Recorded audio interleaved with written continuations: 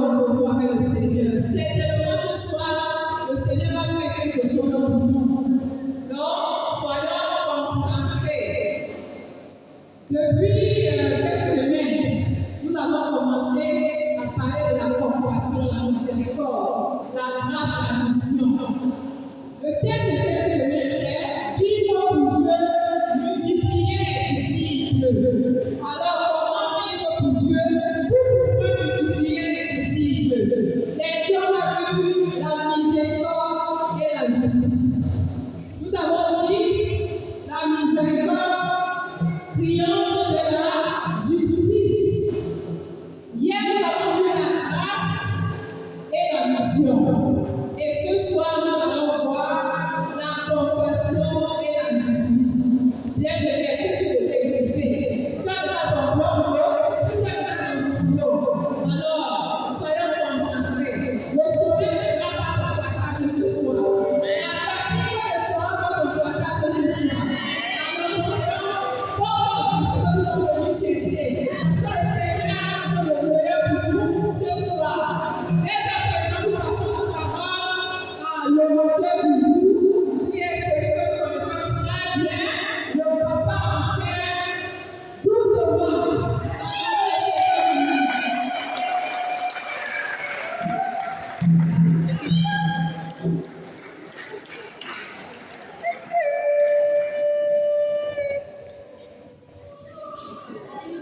Aussi la justice et la compassion. Mais avant d'entrer dans le thème, nous allons d'abord dire quelque chose sur la composition de l'Église ou encore de l'Assemblée que nous sommes. Parce que si on ne tient pas compte d'un certain nombre d'éléments, il serait difficile pour nous de pouvoir bien comprendre le message de ce soir concernant la justice. Bien qu'on ait parlé de la justice peut-être 2 ou 3 fois, ainsi que la compassion. Déjà, nous avons remarqué qu'à l'église, surtout, tel que nous sommes là encore le dimanche, dans nos différentes rencontres, nous avons plusieurs niveaux ou encore plusieurs dimensions. D'abord, nous avons dans l'assemblée ceux qui sont encore à la maternelle, ceux qui sont au primaire, et il y en a même qui ont sauté le primaire et la maternelle. Ils sont directement allés au secondaire. C'est-à-dire ceux qui ont sauté le culte d'enfants, directement ils sont venus au culte d'adultes, tel que nous observons. Voilà le premier niveau.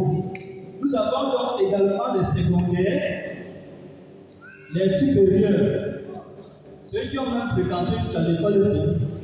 Ils ont demandé s'il y a un autre niveau à l'université. On a dit non, c'était obligé d'arrêter à ce niveau. Nous avons après tout ceci une autre catégorie que la Bible donne. Il les appelle les faux frères. Tout ça, c'est toujours à l'église. Les faux frères. Pour ceux qui vont relever le texte, vous pouvez le lire. Nous avons 1 Jean 3, verset 19. Ça, c'est pour les faux frères.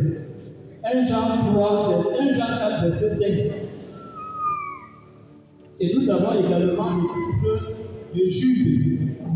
Et dans les faux frères, on a 2 catégories. Il y a les faux frères qui sont conscients et les faux frères qui ne sont pas conscients. C'est-à-dire ceux qui sont à l'église pour autre chose. Eux qui sont conscients qu'ils ont les envoyés de Satan pour pouvoir redresser ou tirer l'église en arrière.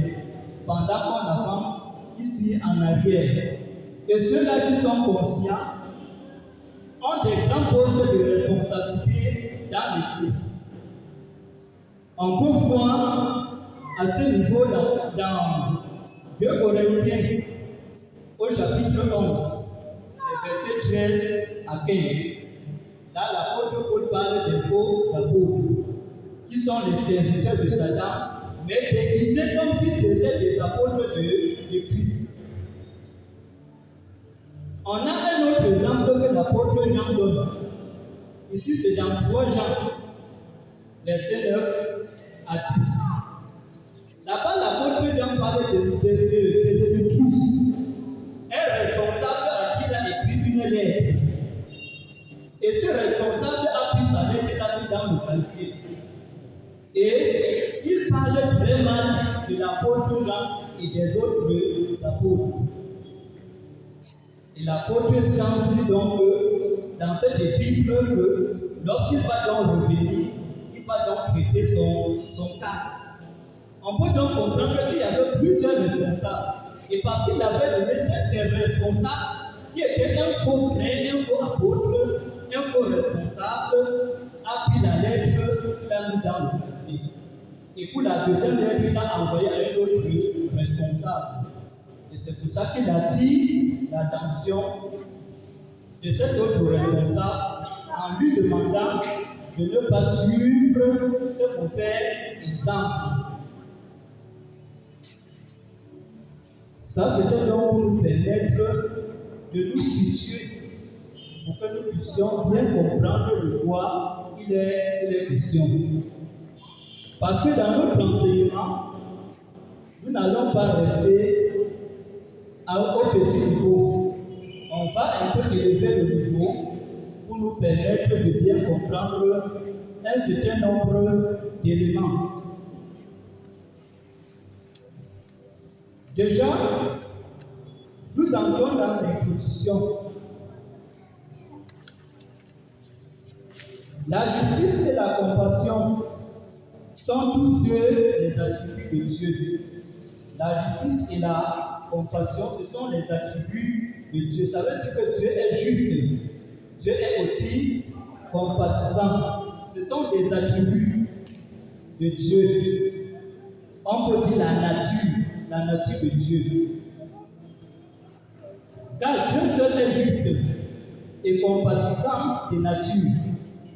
Le Seigneur Jésus-Christ dira au jeune homme riche, pourquoi m'appelles-tu donc? Il n'y a de bon que Dieu seul. Dans Luc 18, verset 19. Il n'y a de bon que Dieu seul. Ici, c'est être bon de nature. La justice fait partie des qualités et des valeurs que l'on trouve en Dieu seul. La justice et la compassion marchent ensemble. Car si une personne n'est pas juste, il ne peut manifester la compassion. Parce que lorsqu'on parle de la justice maintenant comme acte, celui qui pose un acte de justice est un juste.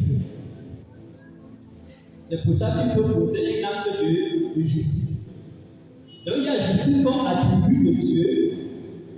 Il y a aussi justice comme acte. Et pour poser la justice comme acte, il faut d'abord au préalable être juste. Parce que c'est le juste qui peut poser un acte juste. Il peut pleurer.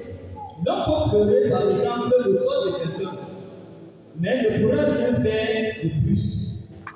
Cette compassion, c'est ce que l'apôtre Jacques appelle la foi sans les œuvres. Vous avez une foi qui ne produit pas les œuvres. Et on compare donc cela à une foi morte. En d'autres termes, ça n'existe même pas. Ça n'a pas de sens, ça n'a pas de valeur. La bonté est le fruit de la justice et de la compassion qui est différent de faire le bien.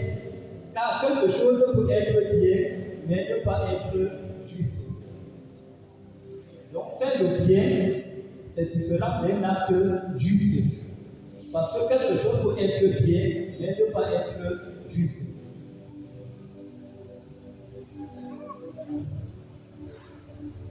Tout comme nous avons les enfants de Dieu et les enfants de Satan. Et chacun reproduit la nature de son père. Et c'est l'apôtre Jean qui détaille cela dans son épître, en plaçant les hommes en deux catégories et non en trois comme l'apôtre Paul, les enfants de Dieu et les enfants du diable.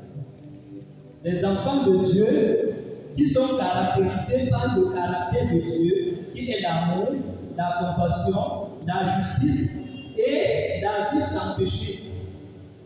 Contrairement aux enfants du diable qui sont caractérisés par toutes sortes de péchés. Qu'est-ce que la justice? La justice de Dieu est l'œuvre du Saint-Esprit manifestée dans la vie ou au travers de la vie de celui qui est juste devant Dieu. Donc c'est le Saint-Esprit qui en nous produit la justice ou encore un acte de justice. Ce qui nous donne donc de comprendre que personne ne peut poser un acte juste devant Dieu sans être habité par le Saint-Esprit ou sans que le Saint-Esprit ne soit l'auteur qui est caché derrière l'acte posé. Parce que Dieu agit toujours au travers des hommes. Dieu n'agit pas sans don. Dieu agit toujours au travers des hommes. Dieu étant esprit, il ne peut pas agir dans le monde des vivants ou des hommes sans un être physique ou sans un être matériel. Et c'est donc pour ça que c'est ces gens des hommes pour poser des actes dans le monde et dans la vie des uns et des autres. La justice de l'homme, ou la justice par la loi et par le matériel, pas de mérite de l'homme, est une justice qui est devant Dieu.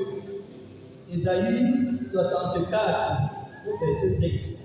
C'est-à-dire que toute notre justice est comme un vêtement souillé devant Dieu. Parce que si un récipient est sale, même si c'est l'eau tandis qu'on met dedans pour servir à quelqu'un, le contact de cette eau avec le matériel qui est sale doit rendre l'eau impure. Voilà le principe.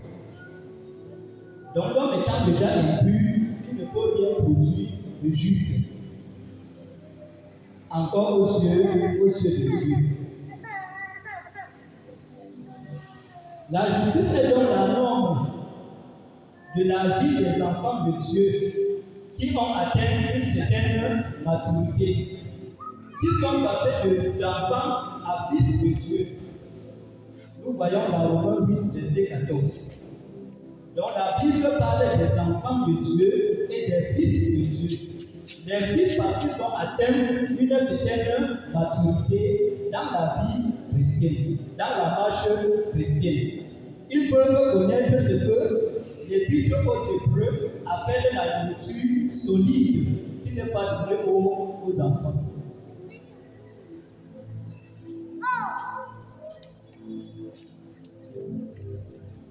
Maintenant, nous allons voir qui est donc juste, ou encore le juste c'est qui. Parce que si on parlait des œuvres de justice, il y a bien des personnes qui doivent poser ces actes de justice. Le juste est l'homme qui pose des actes de justice selon le cœur de Dieu. Être juste est donc un don de la grâce de Dieu accordé à tout enfant de Dieu qui est quitté de l'état de l'enfance à l'état de fils. Hébreux 2, verset 10 à 11 détaille bien cela. C'est l'œuvre que Jésus est venu accomplir pour libérer entièrement l'homme du péché. Et au fur et à mesure que nous grandissons dans notre vie, dans notre maturité, au fur et à mesure, nous sommes libérés du péché et nous atteignons donc la nature du Fils. Un Fils de Dieu juge de tout et il n'est lui-même jugé par personne. Ça, c'est ce que 1 Corinthiens 2, verset 15 à 16 dit. L'homme spirituel juge de tout et il n'est lui-même jugé par personne. Mais il faut comprendre que l'homme spirituel ici, c'est quelqu'un qui a atteint une certaine maturité. Quelqu'un qui est libéré d'un certain nombre de choses dans sa vie. Et donc sa vie est conforme à la parole de Dieu ou encore à la volonté de Dieu. Quelqu'un qui est entièrement conduit par le Saint-Esprit. Donc ce n'est pas le partage de tout chrétien. Bien que tout chrétien ait le Saint-Esprit, il faut encore la maturité pour arriver à cette étape où l'apôtre Paul parle de juger de tout. Nous pouvons donc voir ici l'exemple du roi David. Le roi David était à la fois roi et sacrificateur. Pourtant, les sacrificateurs, justement, sont de la descendance de Lévi, et particulièrement les fils d'Aaron. Mais le roi David offrait des sacrifices sur l'autel. Et nous allons remarquer qu'il y a des personnes, comme le roi Saül, qui a osé offrir également le sacrifice. Dieu l'a frappé. Lorsque Samuel tardait à venir, Saül a pris la responsabilité d'offrir lui-même le sacrifice. Et nous savons ce qui est arrivé. Ça, c'est dans 1 Samuel 13, verset à 14. Nous voyons également l'exemple de l'apôtre Pierre et de l'apôtre Paul. L'apôtre Pierre, d'abord, va dire à Simon le magicien que tu n'as rien à voir dans le don du Seigneur, parce que tu as cru que le don de Dieu s'achète à prix d'argent. Par conséquent, que ton argent périsse avec toi. Voilà ce qu'il a dit. Et l'apôtre Paul a dit à un autre qui empêchait qu'il prenne la parole. Il a dit que dès maintenant, tu dois devenir aveugle. Et tu dois faire quelque temps sans voir la lumière. Et directement, je suis ancien comme toi. Nous sommes tous des anciens. Pour dire que tu ne me dépasses pas. Mais, bibliquement, nous voyons qu'il y a des pasteurs avec grand P et des pasteurs avec petit P. Tout comme il y a anciens avec grand A et anciens avec petit A. Et tout cela est l'œuvre de la justice de Dieu. On ne l'achète pas et personne ne demande. Moïse n'a pas demandé à être le sénateur du peuple israélien. Il a même refusé de Dieu a décidé. Il a refusé, Dieu a décidé. Donc personne n'a accepté facilement porter la charge de justice ou bien de juste que Dieu a placé sur sa terre. Mais c'est une place particulière que Dieu accorde. Nous évoluons en disant donc que être juste donc devant Dieu ne veut pas dire que l'homme ne pêche plus. Mais que l'homme se relève le plus rapidement possible une fois qu'il est tombé. Voilà l'une des différences du juste. Il peut tomber, mais le plus rapidement il se relève. Un peu comme dans le plan humain ou physique. Un adulte, dès qu'il tombe, ne plus faire de temps pour se lever. S'il marche même avec quelqu'un que la personne est même devant, il ne doit même pas chercher à s'attendre. C'est comme ça qu'il est tombé. Donc, plus rapidement il se relève. C'est ça le sens de la maturité. La même chose dans la vie chrétienne, c'est ça. Quand le juste tombe, le plus rapidement il se relève. Et Proverbe 24, verset 16, va dire que le juste tombe 7 fois qu'il se relève. On ne dit pas qu'il tombe 7 fois avant de se relever. À chaque fois qu'il tombe. Donc, quand tu tombes 7 fois par jour, il se relève 7 fois par jour. Épouse et ayez 300 concubines. À ce moment, vous allez ressembler parfaitement au roi Salomon. Et à ce moment-là, Dieu va établir la différence entre vous et Salomon. C'est pour dire que personne ne doit se mesurer à l'autre. Parfois, les gens prennent des actes comme ça pour se cacher, pour se couvrir et faire des choses qui sont désapprouvées dans la parole de Dieu.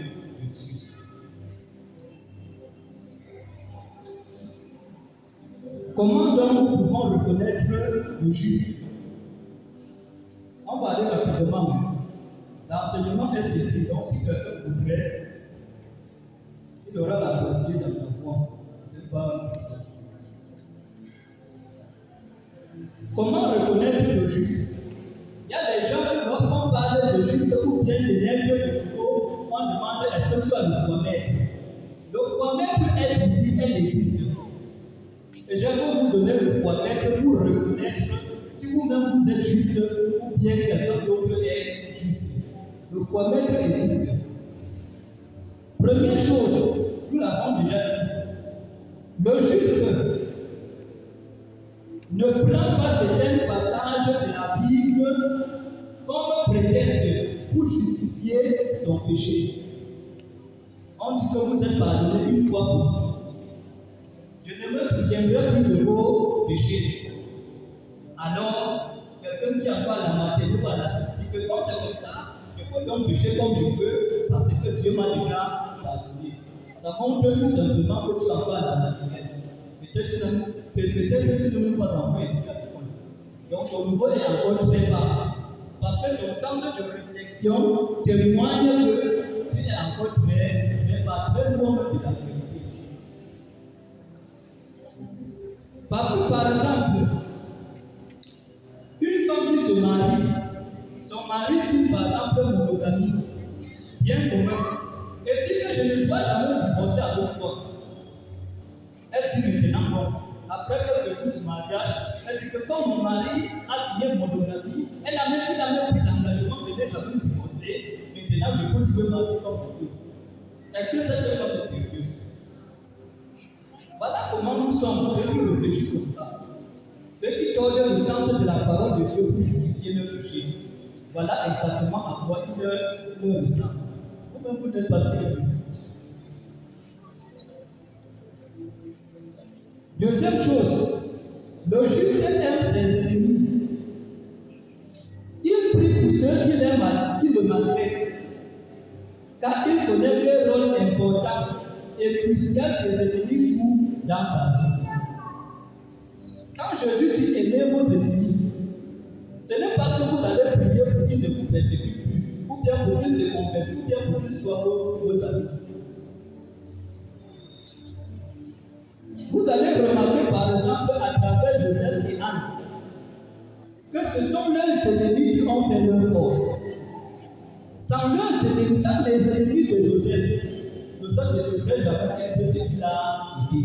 C'est grâce à ses ennemis. On est d'accord? C'est grâce à ses ennemis. La deuxième personne, c'est Anne, la mère de Samuel. C'est son ennemi Pénina qui a fait sa force. Elle était être. Elle s'était même bien contentée du fait qu'elle n'a pas. Elle n'avait même plus qu'elle. Mais à cause des insultes de sa épouse, à un moment donné, elle a eu ce que la Bible appelle une sainte colère. Elle est partie pleurer devant Dieu et Samuel est né. Alors que son mari était là pour la poursuivre, Est-ce que je ne veux pas pouvoir plus que 10 enfants? Est-ce que je ne veux pas pouvoir plus que 10 fils? Voilà son ami, voilà ce que son ami faisait. Mais c'est à cause de son ennemi qu'elle est allée pleurer devant Dieu.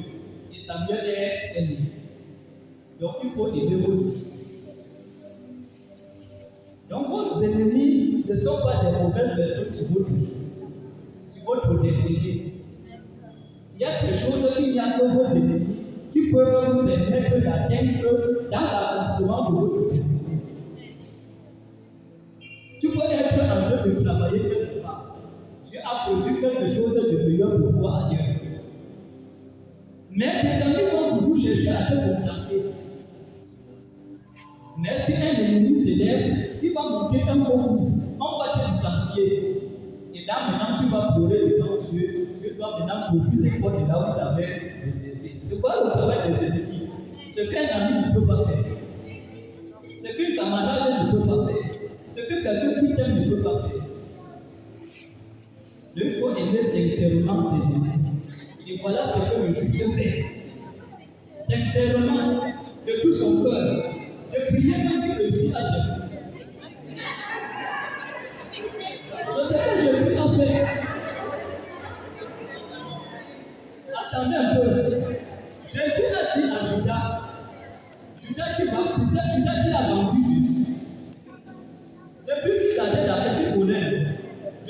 même pas. Il se plaint un jour. Il a changé de trésorier durant toute la vie de Judas. Même le jour que Judas lui vend, il avait dit que mon ami, ce que tu as fait, fais-le rapidement. C'est ça ce qu'il a dit. Ce que tu as fait, fais-le rapidement.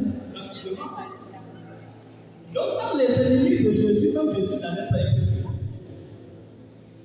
Ses amis devaient être toujours là, comme les femmes qui étaient derrière lui. Seigneur, nous prions pour toi. On apporte même le soutien, on apporte même l'eau.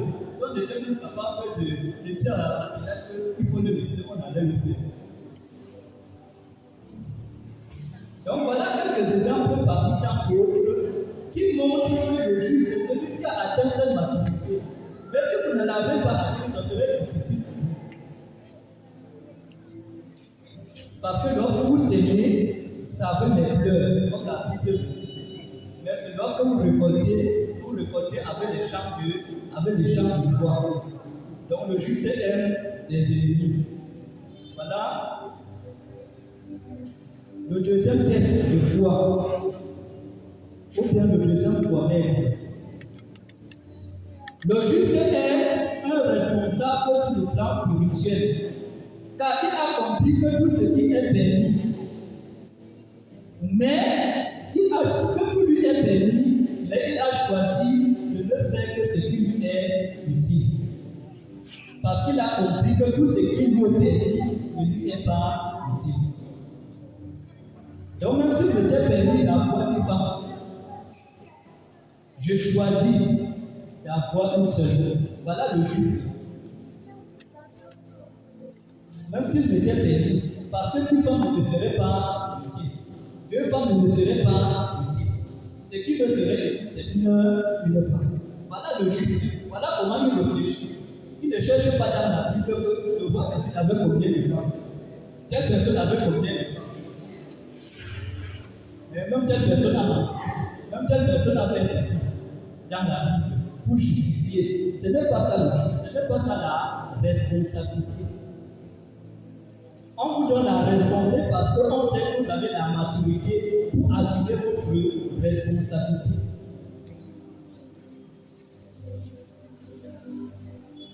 Le juste est toujours prompt, nous avons dit, à se relever de sa chute chaque fois qu'il a péché.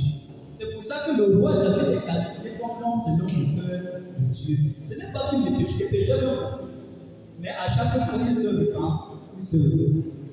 Chaque fois qu'il prenait conscience, il allait vers Dieu, il demandait pardon à Dieu. C'est ça qui a fait sa force.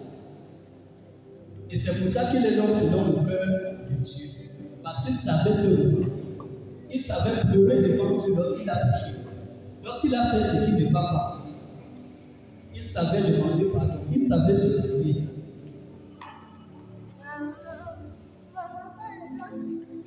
La justice, autre chose que nous pouvons dire sur la justice, pour arriver à la compassion,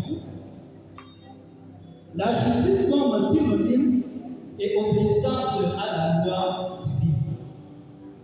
Donc, lorsque nous obéissons à la loi divine, c'est aussi une manière de pratiquer la justice ou d'être juste. Ça, c'est dans Deutéronome 6, 25. Romains 10, verset 5. Il y a encore beaucoup d'autres textes. Personne ne peut l'obtenir par l'obéissance à la loi divine. Donc, on n'obtient pas la justice par l'obéissance à la loi. C'est pour dire que le juste n'est pas celui qui met la Bible en pratique. Ou encore toute la Bible. Bien que cela entre dans le fait qu'il témoigne qu'il est juste. Mais ce n'est pas ça qui fait de lui juste. C'est parce qu'il est juste qu'il se soumet à la loi de Dieu. C'est parce qu'il est juste qu'il se soumet à la volonté de Dieu. Parce qu'il veut plaire à Dieu. Parce qu'il veut lui être agréable. Parce qu'il ne veut pas abuser de la confiance que Dieu a placée en lui. Et c'est donc pour ça qu'il peut se soumettre à la parole de Dieu.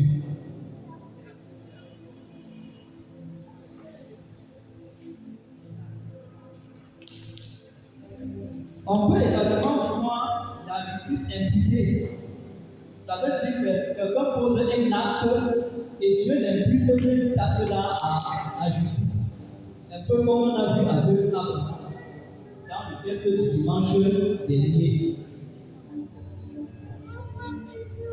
On peut également voir cette justice imputée qui a été imputée à Noé. Noé qui était déclaré juste devant Dieu. La Bible dit que l'Éternel connaît la foi des justes. Et mieux vaut le peu des justes que l'abondance des méchants.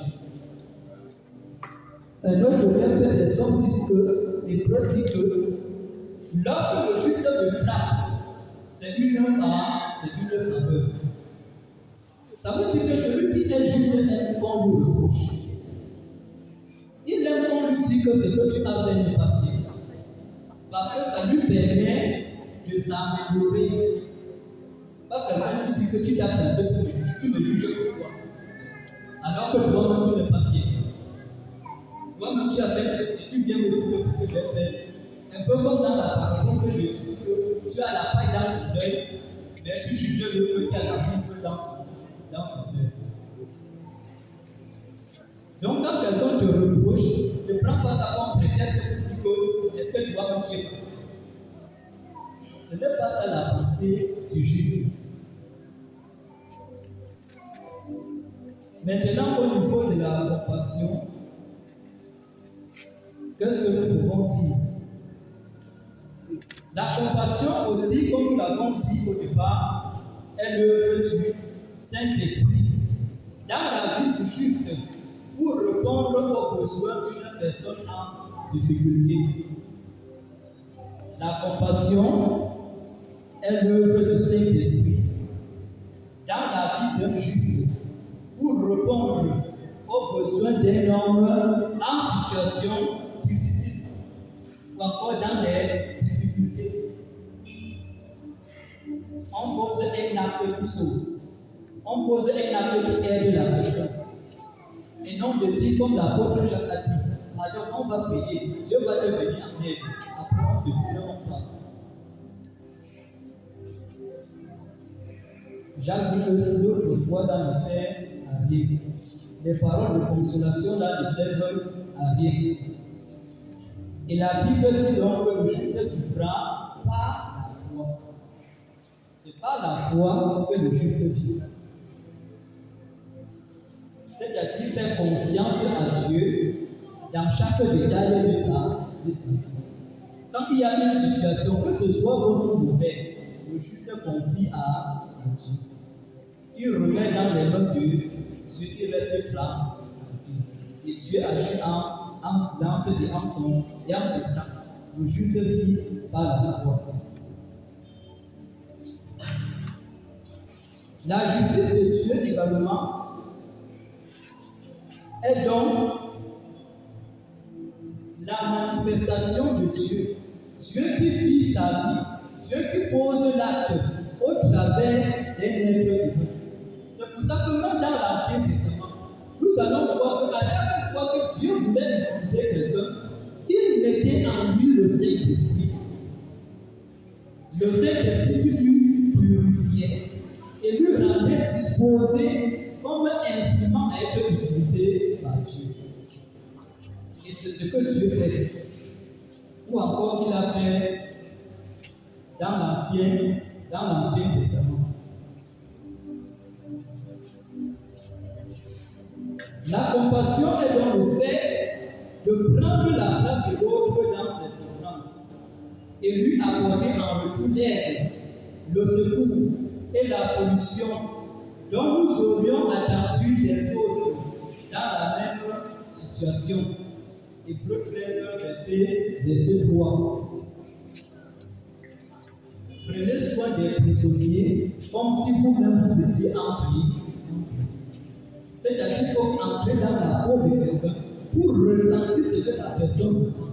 C'est à ce moment que tu peux lui apporter l'aide dont il a véritablement besoin.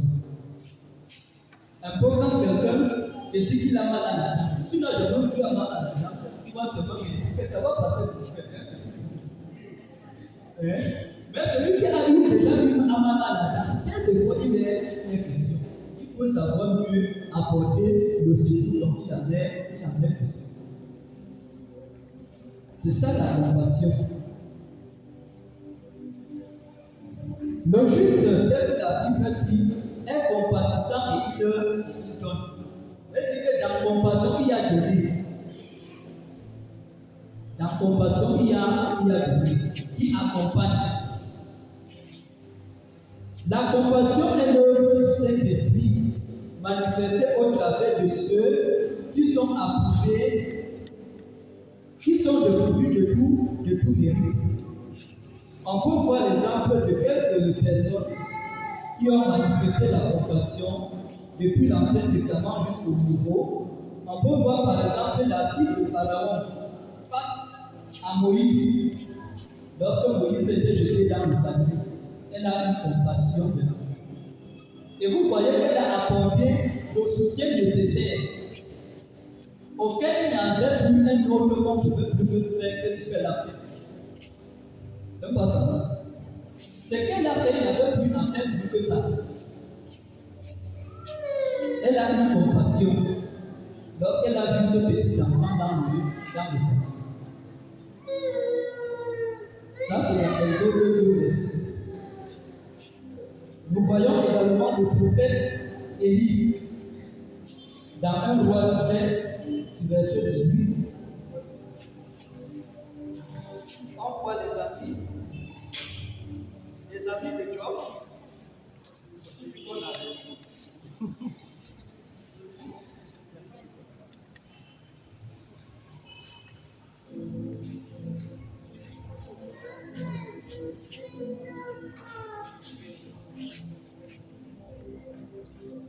Donc nous voyons les amis de Job. Lorsqu'il vient le consoler par rapport au malheur de Job que Job a eu. On voit également l'apôtre Paul. Les apôtres dans 1 Corinthiens 9 au verset 22. La compassion donc contre le comportement des chrétiens. Et Jésus dit, tu ne devrais pas aussi avoir pitié de ton compagnon comme j'ai eu pitié de toi. On se souvient de ça. Ne devrais-tu pas aussi avoir pitié ou compassion de ton prochain comme j'ai eu pitié de toi en te remettant ta dette. Quelqu'un a dit on a remis sa dette, il rencontre son ami en chemin, il lui travaille et l'entraîne en justice. Autant il a présenté les mêmes excuses que lui, il a fermé son cœur à la compassion. Et Jésus dit, est-ce que tu ne devrais pas aussi avoir pitié de lui, comme j'ai eu pitié de lui, pitié de toi?